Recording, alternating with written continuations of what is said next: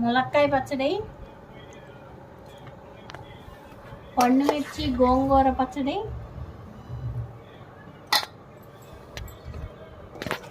Tomato chutney, పులిహోర గోంగూర, అల్లం పచ్చడి, home made Shweta's pickles.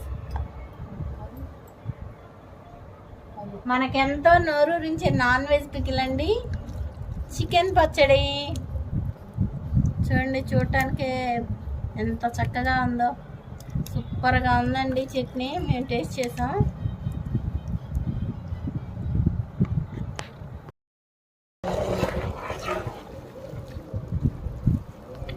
ఎంతో రుచికరమైన పులిహోర గోంగూర రెడీ అయిపోయిందండి.